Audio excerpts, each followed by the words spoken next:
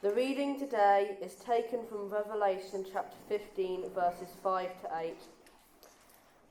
After this I looked, and I saw in heaven the temple, that is, the tabernacle of the covenant law, and it was opened. Out of the temple came the 7 angels with the 7 plagues. They were dressed in clean, shining linen and wore golden sashes around their chests. Then one of the 4 living creatures gave to the 7 angels 7 gold bowls filled with the wrath of God, who lives forever and ever.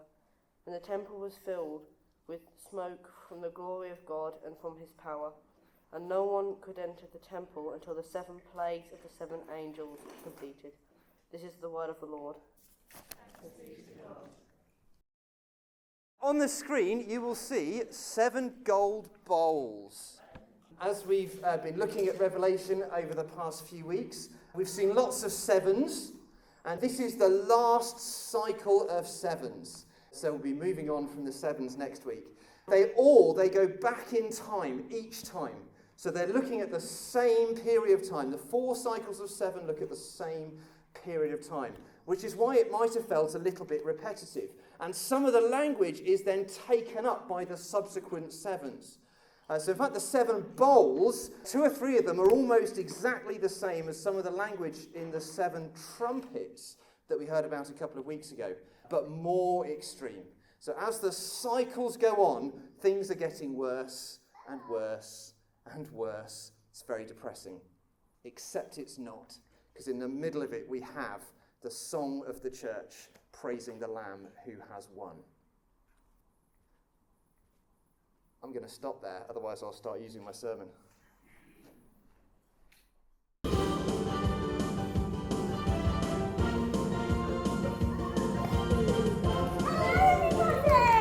morning! Woohoo! Hello, and welcome to our game show. Over to our voiceover. In a world tearing itself apart, God speaks, judgment is poured. One voice cries out in faith. This is Judgment Drop, where prophecy gets personal. So welcome, my name is Halle, hallelujah. People of prophecy, watchers of wrath, defenders of faith. This is Judgment Drop, the show where judgment rains down, but faith stands firm. Today, we're joined by one brave soul, ready to stand through the 7 bowls of Revelation. Let's meet Beatrice Lever.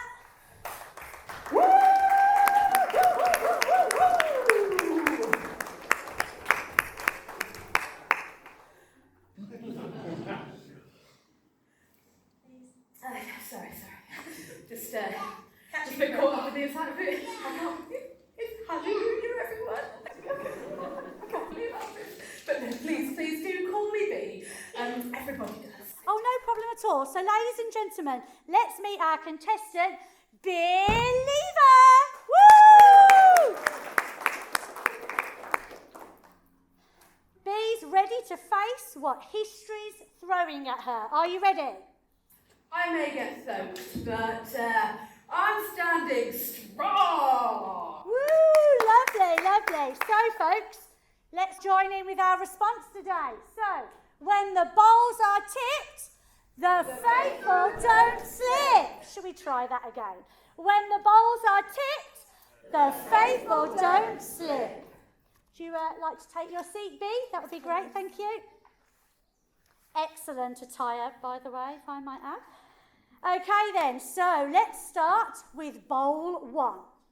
Painful sores for the beast followers. So if we could have our bowl bearer, please. You can't cover up rebellion with a band-aid.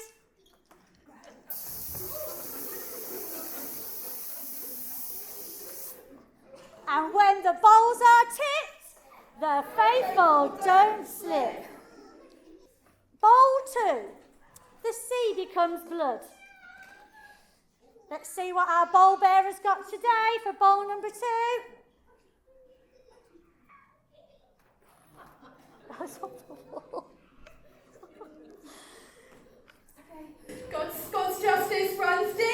And when the bowls are tipped, the faithful don't slip. Anyone thirsty for righteousness? Bowl 3 brings blood to the rivers and springs. Oh no, sorry B.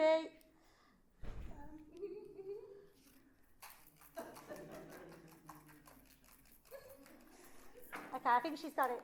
I think she's got it. The Lord is just in all his ways. And when the bowls are tipped, the faithful don't slip. Oh, it's about to get a bit hotter in here. I don't think that's possible. Bowl 4, the scorching sun.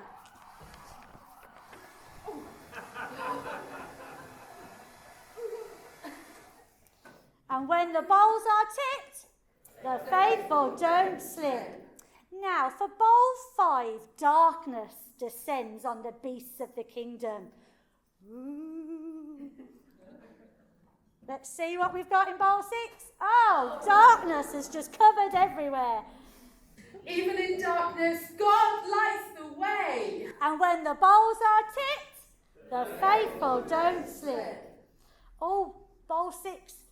Here come the frogs and the battle plans. Oh no!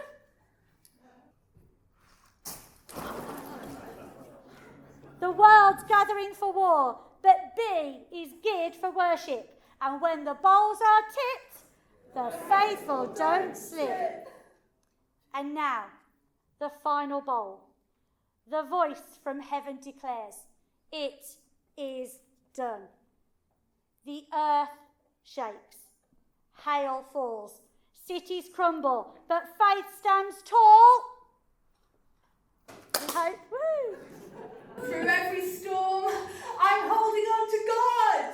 So one last time, when the bowls are tipped, the faithful don't slip.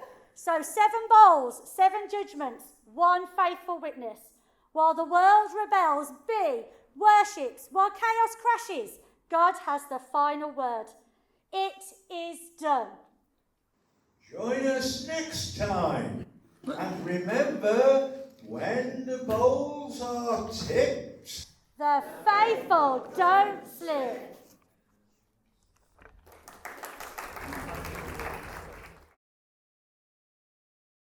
Who here falls asleep in the car? Anyone? I fall asleep in the car. Thankfully not yet while I'm actually driving it. I don't know what it is. Maybe it's the gentle movement of the rocking maybe, or the kind of the background noise, that kind of white noise, kind of road noise that's going on. Maybe it's simply the fact that there's something to lean up against that's nice and whatever. Anyway, I have come close to sleeping whilst I'm driving, and I've tried various things to stay awake. Often it's in the middle of the night, isn't it, when it's dark. You're driving on the motorway, and it's just all in a straight line, and it's all lulling you to sleep, and it's really hard. I've tried having the fans on full blast, so you've got like air blowing in your face like this. I've tried having all the windows down as well. I've done that sometimes, and apologised for my fuel efficiency going down. I've even taken a different route to avoid going on the motorway, because if you have to drive not in a straight line, it kind of helps to keep you awake a bit more. One of Jess's tricks for staying awake is eating. Because, apparently, you can't fall asleep while you're eating. At least that's her excuse for buying a packet of crisps before she drives home from work. The question is, at the heart of this passage, are you awake? Are you awake? As I said just now, today's chapters go back to the start. This is the 4th of 4 cycles of 7, going through the time between Jesus' resurrection and his return. We've seen 7 somethings, 7 seals, 7 trumpets, 7 symbols. Now today, we have 7 angels with 7 golden bowls containing 7 plagues. We've got 3 sevens today. And this is the last one of those. Not in time, but in John's vision. This one sums up all the cycles. I tried to get a picture that kind of contained almost everything in Revelation. That's as close as I could get. We have God's judgment in these. We've seen this before. God's judgment over rebellious humanity, which refuses to repent time and again. Instead of a quarter of the world or a third of the world, in the 7 bowls it covers the whole of the world. Everyone is affected. We have stuff from last week too, the evil spirits going out from the dragon, from the beast, from the false prophet, with power to perform signs. There's a spiritual war going on in these. And we see the church praising God in the middle of all that chaos. The 4 sevens give a sense of things getting worse and worse and worse until all God's enemies gather together at the end of all things for one final battle, which we'll come to next week. In the middle of all that, in the middle of these bowls, a voice cries out and gives us something to do. The speaker is Jesus. He says this, chapter 16, verse 15. Look, I come like a thief. Blessed is the one who stays awake and remains clothed. Now, he doesn't mean you're never allowed to go to sleep. That's not what he means. And if you want a bath or a shower, I do recommend not going in with all your clothes on. He's not talking about that. He's talking about being spiritually alert and living as God's children. Now imagine if I put on a purple robe lined with fur, and I wore a diamond-encrusted crown, and I sat on a throne. Who would I look like? It's a very disturbing picture. Thanks to the wonders of AI, that is my face on the actual coronation picture of King Charles. It's left his ears and hair. What's even more disturbing is that the picture of me that's the one that Phil took when I first arrived, and that's not actually what my face looks like in the picture. So it's very clever. Anyway, I'd look like a king. Now imagine I love without limit. Imagine I speak the truth with so much grace. Imagine I give God the first and the best of my time and myself. Imagine I'm generous with everything God has given me. Imagine I'm courageous, faithful, holy. Imagine I bear witness to God the Father in word and in deed. Who would I look like then? The answer is always Jesus. I'd look like Jesus. This is not about wearing royal robes. It is about living, growing in the character of our King.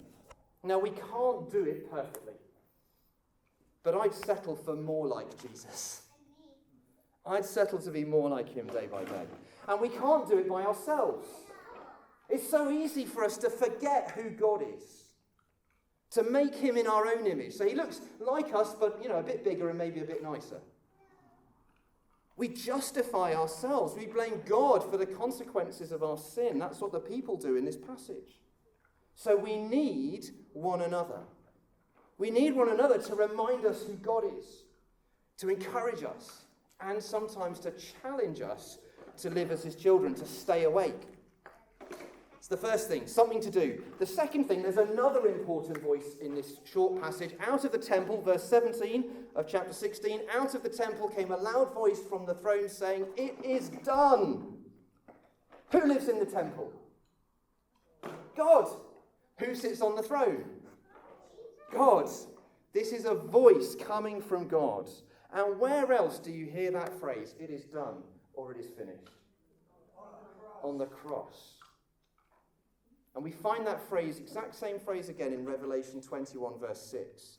It is a bracket around the whole of human history, from the cross to Jesus' return.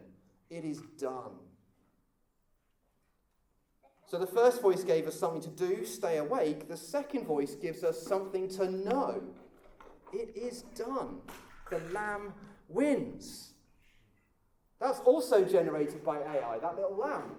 I couldn't find, believe it or not, I couldn't find a photograph of a lamb wearing a laurel wreath for victory. For some reason, that's not a photo that exists on the internet, so I had to resort to AI. The Lamb wins. No evil. The dragon, the beast, his false prophet. No rebellion. Even all the kings of the earth gathering together. Not even the most powerful, not even the greatest worldly empires. Nothing is stronger than the Lamb who wins, than the Lamb who has already won. If you're getting bored of hearing that in this series, I think very gently you need to take a look at yourself. Because that is what we need to hear. The Lamb wins. It's what we need to know as God's children in an evil world, surrounded by suffering and death and pain. The Lamb wins. We need to know it because in him and in him alone we can conquer. In him and in him alone we are safe. Not from all harm, but from the enemy and his schemes. So that one day he will carry us safely to the wedding feast, which we'll think about next week. So if you want my advice today, stay close to Jesus.